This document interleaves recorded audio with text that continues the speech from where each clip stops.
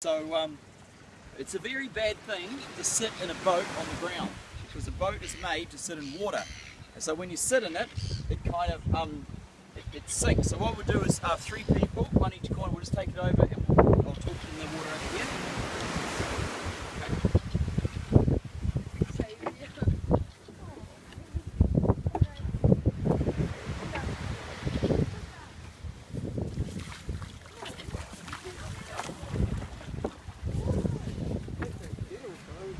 Okay, you're still filming, Alex.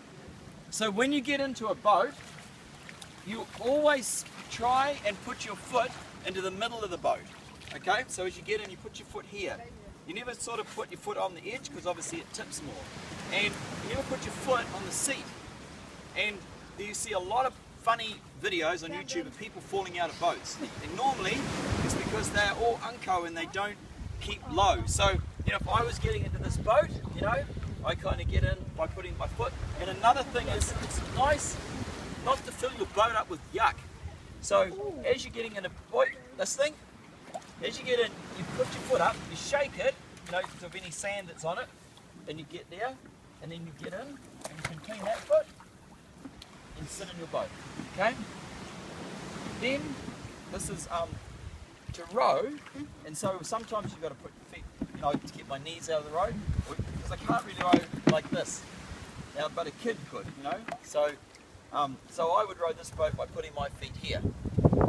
So this is set up right, like the oars want to be adjusted so that they don't, you know, this is actually perfect, okay, for this boat. And basically, what you do is, see how you can twist your oars like that. So you set the oars up so that the blades are up and down, you know, not like that obviously, but sort of like that. And then you reach forward, you put them in the water, and you pull back. Okay, then you push them forward and pull back. And when you want to go backwards, you can go backwards. When you want to turn around in circles, you can turn like that. And you can actually go faster, like that. Does that make sense? So it's actually fun rowing. You don't go, so you put them in the water and you pull forward. Okay, I'll just go that. When you go, you know, back again, you try not to go, well, I can't because of my knees here, but sometimes people row, they go way up in the air and then their hands wiggle and they see their eel slices into the water. It's just practice, to be honest, but the trick is when you reach forward, put them in the water, pull back, and then, okay? So the best thing for this, to be honest, is this, that you put a life jacket on and you go out and start practicing, okay? And who can already row? Anyone? Okay.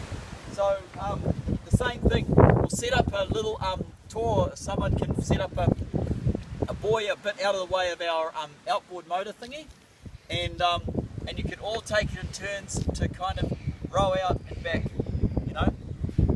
And then the other thing I was hoping we were going to do, I don't know if it's too hard, is do snorkeling, where you have to dive down, touch the bottom, and come up and clear your snorkel. I don't know if anyone can do that.